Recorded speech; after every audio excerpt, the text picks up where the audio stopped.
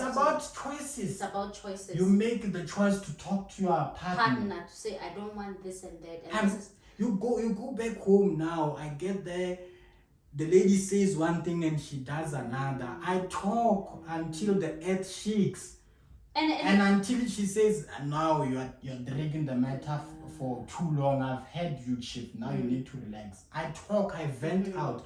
And you'll be also fortunate enough to find somebody when you talk, they listen to you, and as opposed to back and forth type of issue. Because if it's back and forth, then it becomes something else. It's a problem. And I love what you said, because when you talk, I mean it's you saying, I value this relationship, and I'm talking because I expect a certain change, right? Because I can see what you are doing or what you are continuously doing is ruining what we are building. So it goes back to, what am I struggling with? For an example, most women will be perceived as strong women. Yeah, you're strong. I will make an example with me, because this is a reality. I'm not even afraid to do that, to say that. I would say firstly, I'm a firstborn at home. Yes. And you know there are certain responsibilities as a firstborn. You can't be crying, there are others coming after you. So you need to be... So I got that from a young age. And I survived for it. If I don't make it happen by myself, I can't be saying I'm expecting my sister to do it for me. And there are certain responsibilities that everyone is looking that I do them. And that closed, remember, it's the thing I didn't have a father, there's a rejection involved. Already there's a chapter, I can't trust a man. Or I have to do things on my own. What are you expecting from my father? Like a man. If my father couldn't give, you get my point. So it creates a certain narrative to say, it's you. You've got to do this. Tontobe, jack of all trades. Whatever you want to push, you do this. And I've realized, nah. Instead, I'm depleting myself. Instead, I'm fighting with my femininity, my nature. Because every time I'm angry, there's something that I get depleted. And I'll make an example of something that I've participated in. Leadership. I mean, to some extent, I was in leadership to the battles that I fought. I want to prove a point for it. Yay, I can. Because remember, when someone says something, it triggers. And it expects a different response. And instead of, there's another way I can lead and still be heard and valued. I don't need to work. Without being forceful. It's not my nature. I can just sit down in my softness and put my point, and you are going to hear me whether you like it or not. So it took me consciousness to say, don't fight like that. You are depleting yourself. You're going to end up... It's like you're fighting an unseen system. And this system exists. It's tiring. It's gonna tire you. It's tiring. And I took a conscious decision, you know what? I'm done doing this. It's not me. Even in my softness, my value will still be... You can still be valued. I can still be valued even in my softness. And this on its own, it affected how I saw relationships. I mean, I can't respect you if I don't see your need. How do I honor you, I submit to you, I respect you if I feel like you are nothing. So I'm just here to say couple goals, but reality is I'm wounded.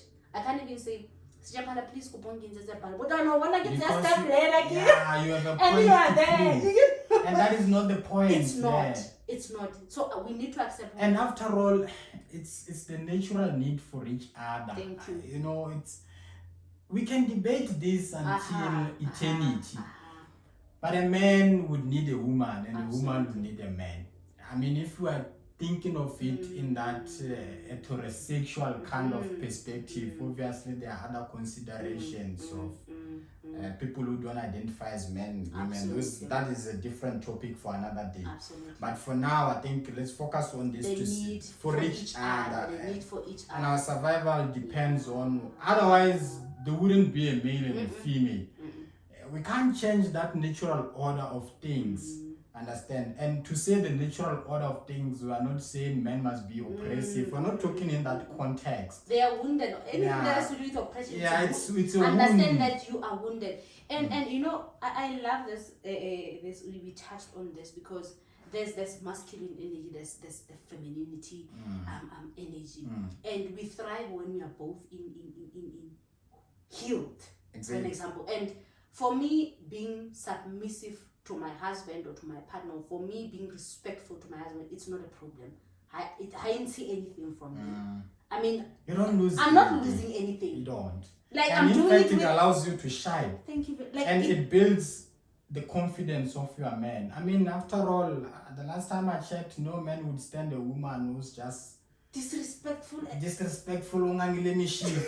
family, brutalizing everyone, terrorizing the man.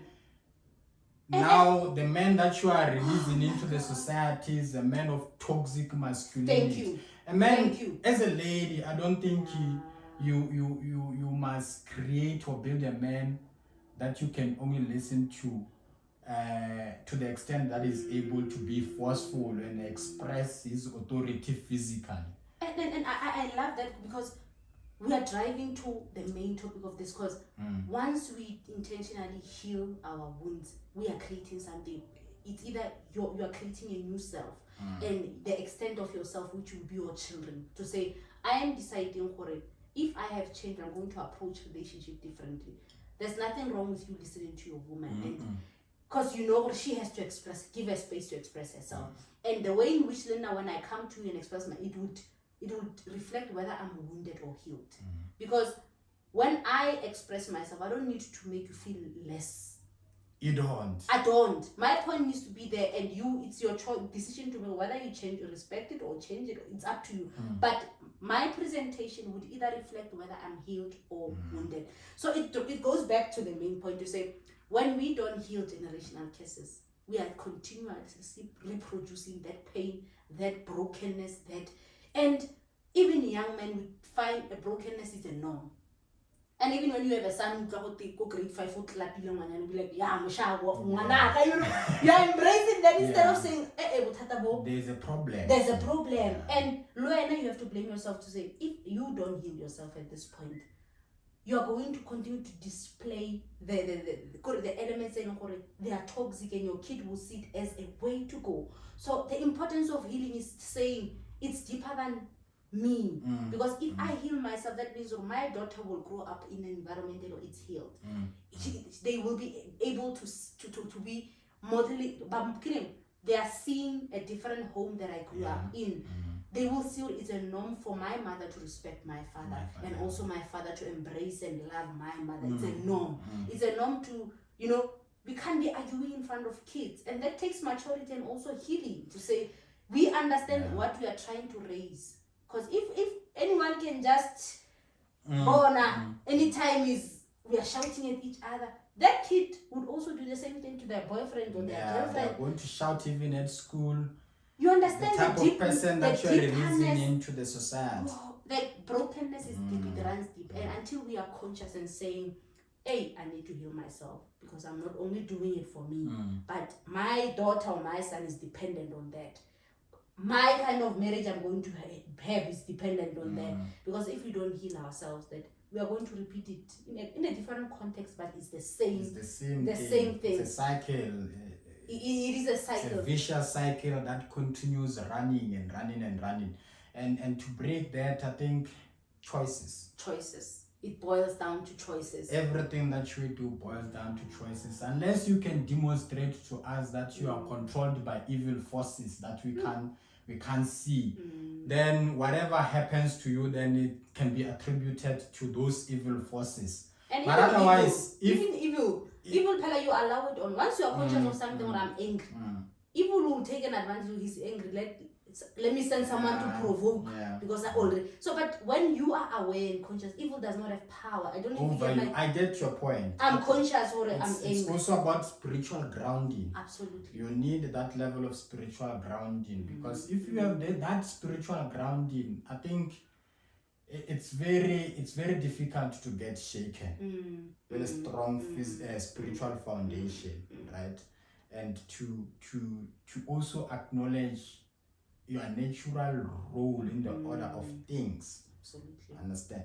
Because I mean the what is this? I think the advantage of having a spiritual grounding is that not everything shakes you.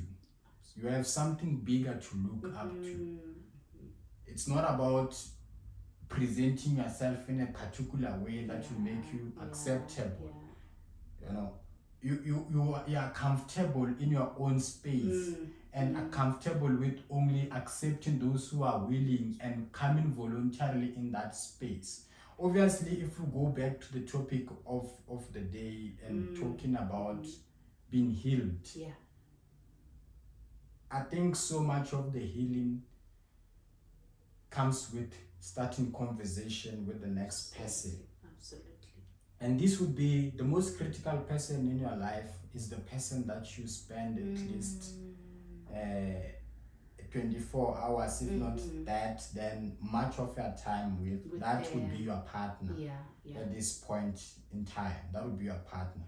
Then there are certain things that you need to teach your partner and open yourself up to the possibility that there are things that you can learn from them. For instance, you don't walk into a relationship assuming that this person would somehow, by means of miraculous circumstances, would know what you need.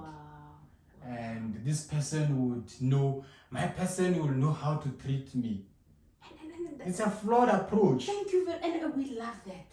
One of the things, they'll take me out to dates. Yeah, they would know what I need, but how so? They didn't grow up with you. They are trying to learn you. They're learning you. How are we creating an environment where we communicate what we need? Communicate.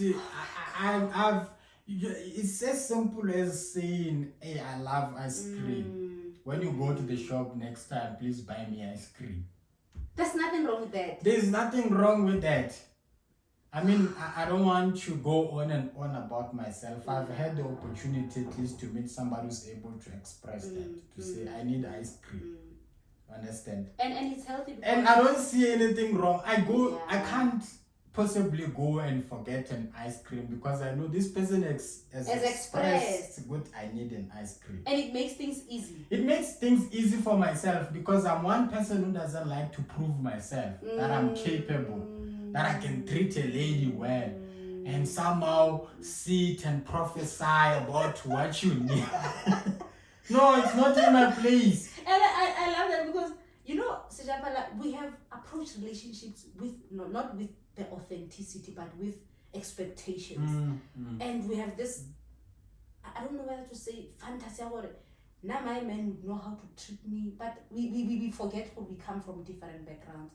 We have different brokenness. We have to come together and try to create a safe place for each other, but it can only happen when there's understanding of each other. I mean, maybe you grow up with ice cream. What's the need for me to buy? But for the fact that you expressed it. It's easy for you to provide. Do you see the reciprocity of the need to say, I present the need and you provide? So it's more of you are able to provide what is needed, but not what is unnecessary. So it's beautiful when things are flowing in that way. There's relevance. There's relevance. I can't say to you, I need ice cream, we're not like a burrito, because you assume that I needed burrito at that point. It's not what I need. And you know what this does? Thank you for bringing that point. It brings that thing out. In a relationship, there needs to be authenticity. This thing I found, I can't compare my relationship with your relationship. There are different needs in that relationship. Whatever issues I have there of our brokenness and what we are trying to build, speak to us. It's trying to address what is it that we want to build away from, what is it that we're trying to depart from our brokenness. It will. That's why I don't compare it with next door. It's because our foundation and yours is different. So, but what I love it, you said communication. Communicate. I mean, boils down to even the tiniest details. The communication that I'm talking about in the relationship, it's so demanding that if you're not careful, you might find it to be tiresome, but it builds the kind of person that you want for yourself, right? Because even communicating the fact that you like being appreciated, it gives you the opportunity in the relationship to flourish, psychologically speaking. Absolutely. You must also acknowledge and tell your man or your lady that I like being embraced. I have a need for being embraced. Because and you don't embrace me that often. Yeah. And you know what it does? It addresses that I'm in a relationship and my needs are met. What's the need for me to go outside? To go outside and try. Because this fleeting thing outside the relationship and this syndrome of cheating while you're in the relationship comes from that. Because you don't want to do the real work. The failure to build something concrete. The failure to acknowledge your needs. The failure to communicate even the tiniest things that you may find laughable. To say, hey, Marawena, it's been 5 months now and you haven't posted me. What is happening? You're communicating. If the guy is dumb, you will realize I have communicated. You have communicated. Good. You don't embrace me enough. Then if this guy is dumb and he continues to overlook your need, then it's about time you reprioritize and evaluate your relationship. Then you can be able to tell this thing is not working. You know. Then that way it's better than to just assume this guy hasn't posted me in 5 months. Maybe this guy doesn't see the need to post. He doesn't even then he post becomes himself. angry. He doesn't even post himself. It's always about football, politics. And he doesn't even think about dates. I mean, there are men who are clueless. This man can have money to go to vacations. He can be making a reasonable income and fail to get the little things like a carpet. Because they don't know it. He doesn't know this guy is clueless. Maybe you wanted the renovation in the house. You saw a picture that you loved and you want to bring it. You don't express that to him. Because you must trust the person enough to say, if I express this and this guy doesn't have the means to afford, then they'll be able to say. And when you express a need for something, it can't be a whining off session. We don't have clean pots in this house. Hey, express it nicely. I think we need new pots. Well, next time when we have money, we should get new pots. And you know what I love? That builds a man. The common denominator Sujapala more than anything, right? Humility goes a long way. Because for an example, as a woman, you would want to get into a relationship with a complete man. I don't know what complete is, by the way, because there's never a complete man. There's never, maybe I'm looking at material, he must have this and that and that and that. And you forget that life is a process. There was a time he didn't have, right? And when maybe you find what he has. But you need to be able to worry about it. We all start somewhere. Maybe he doesn't have pots. That's where he has to start with you. You need to get pots together. Don't make it as if he's useless. No. Maybe we are there to get pots together. Understand for everything in a life, but if I come with ego, and I would come with ego, I expect my boyfriend to have a car.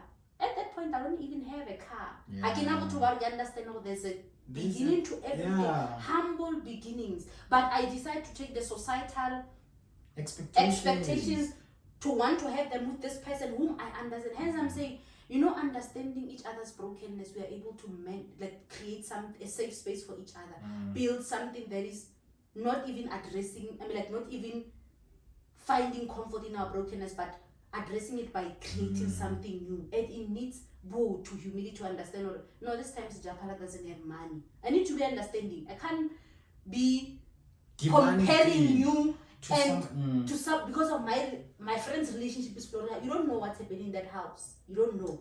So, but rather focus on what is happening, the reality of the two of you, so that everything flourishes. Because I can't have expectations of okay, this is what we are trying to build.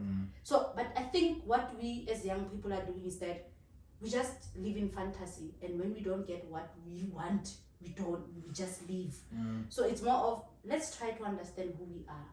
Let's understand our traumas, and so that when we meet the partners, be vulnerable enough to make them understand this is where I come from. And some things you expect from, I would not know them. I would not know There's no possibility of knowing. And I think about knowing and initiating conversations about our needs and what we do not need. It's about acknowledging that no one can read thought processes of another person.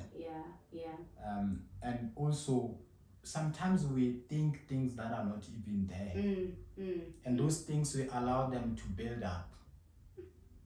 They pile up. Today I do this to you, then you take a list and you write it down. On this day he did this. The next day I you didn't remember the date. Yeah, you put in the date. Wow. Then those things pile up, they become big. The day you express them, then they are so big that you can't stay. And then it's no longer challenges that are confronting the relationship. The problem is no longer with men. The problem is the man. Wow. Then you have a problem of men, not the problem with the men. The problems, because every relationship has problems, right? I think it takes only, I don't know, it doesn't require much to just simply acknowledge this is a problem that we're confronted with in the relationship. It's not us, it's not a reflection. We are confronted with this. Let's deal with this as a problem, not to say you have a problem. You are the problem. Because when you say that, I'm going to be defensive. I'm defensive. Then it doesn't build anything. But beyond just that, because I think to go back to the main topic of the day, I think being healed and building people who are healed is beneficial not only to the immediate persons next to us, it's also beneficial to our society as well. It's powerful. It's beneficial for everything, even the leaders that we release into the political system, in parliament. I mean, I see a lot of anger in parliament, and then you get to ask yourself, where is this anger coming from? It's not about what is happening in the parliament. It's deep-rooted issues. It's deeper than we can ever imagine. Yeah, and we do not, because if you don't create a safe space for your man, or you are a man and you don't create a safe space for your woman in the close environment where she spends most of her time with, what does that mean? It leaves her with so little, less options, right? And then she goes out as an angry person, and people can see through you if you are angry. Easy. And you've got vultures out there, they can point, oh, this one, we need a comfort. Let me go to her because I see she's angry. And the only way that will bring her back, let me present myself as that caring man. After 2 months, caring man shows himself. Yeah, he shows himself, his true colors. So I love the fact that, you know what, healing yourself, you're also healing the society at large. Yes. Because when you are healed, you are able to interact with the society differently. You are able to build a family that is healed, and when they get into the society, they interact with the society differently. And I particularly wanted to have this conversation with a man because sometimes we think healing is all about women, but we understand that both of us are human. And even though our roles are different, our natural roles are different, but still that does not change you are human, right? So thank you for bringing all that wisdom on board, because I know it's going to help someone out there, and it will change the perspective for our brothers. And I believe so many things will change, starting from how we see ourselves as men and women, and how do we, gracefully play our role. How do we not come out of our masculine energy and feminine energy because we want to prove a certain point? How do we build better relationships? How do we build better homes? I believe this is going to make an impact, and people will be able to, reflect to say, but there's no way I can be perfect. And you must admit, I don't know this. Teach me how to do it so that I can be able to meet your need. There's nothing wrong with that. I cannot expect a complete person who will understand me. We come from different spaces, trying to build something beautiful together. And that means we'll have a space to be patient or understand until I express my needs, or I want this, and he'll be able to meet my needs. So those are this causes they long for it. We find where they are breaking so many relationships, and the simplest thing that would have solved the whole thing was communication. Knowing what is it that you're struggling with, and having a partner who's patient enough to give you space to understand, okay, she's struggling with this, I'll help her. And learn as a person, be open to be helped. Even if I remind you, you forgot to remove that. I'm in a way trying to help you. Kana, you said you don't know how, but you removing it, you are meeting my needs somehow. So may this video, when it gets out there, may it bring healing not only to women but also to men. May it change, painful perspective about life and relationships and whatever challenges whatever brokenness they are dealing with. It's normal, but it takes us, to be conscious to say, I'm broken because of 1, 2, 3, and I decide to stop it and make this choice for me to be able to be a different person and interact differently with the society, because after all, it boils down to us. So thank you so much for gracing us with your presence and sharing the perspective from a man's perspective. I wanted specifically a man, because most of the things when we talk about healing, it's us healing. But I'm glad, and for this reason, you are authority as a man. And when, for an example, if your woman gets married to you, she gets married not only to sign, or she gets married to how you do things, how you lead her, your values and principles. So when you are healed, it's easy for a woman to just follow through and build your vision with you. You will not have 2 visions, but because it's a safe space, like you just surrender. It's in our nature to surrender to something safe. Even if what you guys have doesn't work out in the end, if you encountered a healed person, chances are that even the next person that you meet, you are going to impart that on them. I think we owe each other that duty, the duty to build each other. It's the responsibility, actually. Yes. So remember, if you break me now in this relationship, chances are that I've internalized that, and I'm going to break the next person that I meet. So by the end of the day, you find that the entire society is broken, because we take the brokenness, we continue with it. If I break you now, the next person that you are going to experience a person who's broken. Then it begins with us individually taking that conscious decision to leave each other better than we found ourselves. It's all about service. Yesterday I went to a wedding, and when you are wounded, everything is selfish. When the pastor was saying to the newly surrender, he spoke about surrender. And when you are wounded, surrender, you think, what is that? He spoke about surrendering to each other. Understand, no one needs to be at the top or down. Know your role, play your role with grace, surrendering to each other. When I express a need, you are the only one given authority to fulfill it. Because you are the one. So in a way, you are surrendering to my need. There's a certain surrender that comes from it. You are surrendering to my need and meeting it. And the environment it flows. But from a person when they are wounded, what am I going to think? No ways, I did that. What did he do? You get my point? And also understanding that our gender roles have become so fluid. That, as I said, what I can do, you can also do. So if you have not surrendered yourself to your partner as a man, a female person, then you may come back and get angry for the fact that she put on a bulb. Because you understand that has been your role. But you failed to do that. You didn't surrender to your role. So if you surrender yourself, you understand, okay, this lady can do anything in this house that I can also do. If she does this, then it's not a problem to you, right?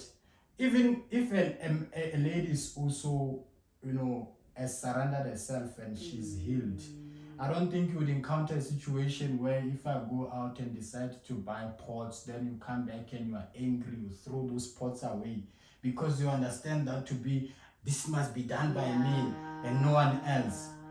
Then you are still angry about something that is so little, instead of appreciating the pots. The fact that you are not the one to buy them, then it's an issue. Then we must discuss that. No, there are partners who fight over such things. You'll be shocked.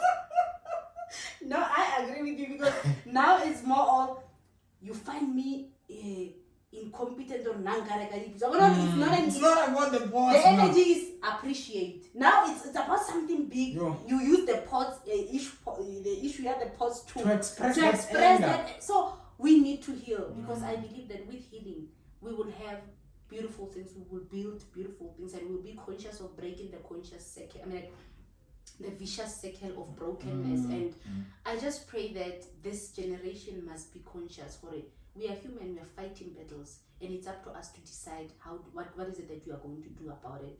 And to young men and women, understand there are no perfect relationships out there.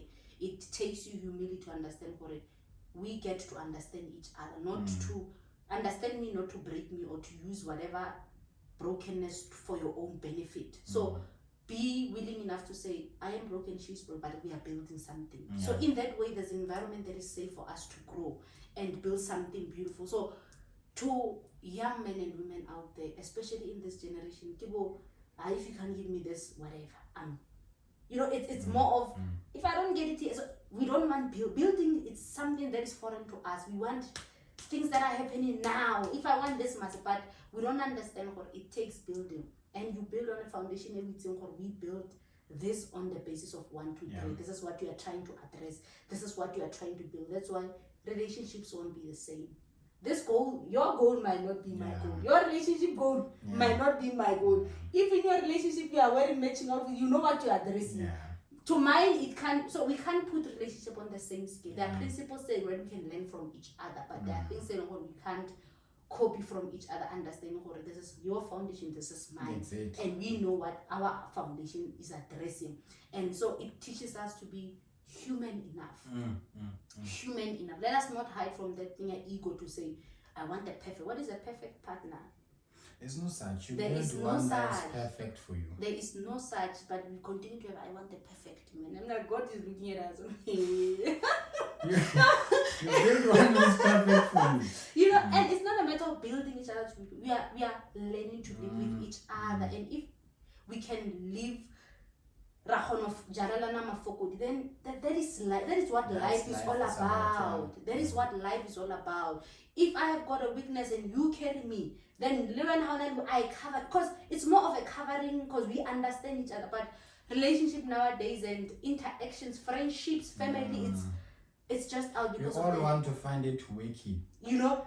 But and most boils down to brokenness. So thank you so much for coming to Conversations with Madam President. And I just want to say this: your partner is blessed. No thanks. No, your partner is truly blessed, because having a man who expresses, I know it's a gift, because some men just keep things to themselves, and we would see that face, this man is angry, and he's expressing an anger. It has been. So thank you so much. I know it's going to touch young men and women out there, and it will inspire us to do things differently. And healing, it's something that is powerful, because it's more of making a choice, making a decision not only for you, but it's beyond you. It's beyond you. So thank you so much, Moranas Jafara, for coming through to Conversations with Madam President. I've learned a lot also, and no thanks. I'm hoping that other people will also learn and reflect, and I wish we could do better. No thanks. I wish we could do better. Now my prayer is to see healthy families out there, healthy relationships, and everything must just be healthy. Let us not be broken and make it a norm to be broken. We are broken, but let's heal ourselves and build something beautiful. So once again, thank you so much for coming through to Conversations with Madam President. No, thanks for honoring us with the invitation. Until next time. Until next time. Definitely there's going to be a repeat. And next time, hopefully there'll be a lady sitting next to you. Definitely it's going to happen. We need to wish for healthy things and beautiful things. And it takes us to, work and prepare ourselves for such things. Thank you so much for listening, and we're hoping that you will enjoy this show. Please don't forget to subscribe. From me to you, with love, Madam President. Mwah.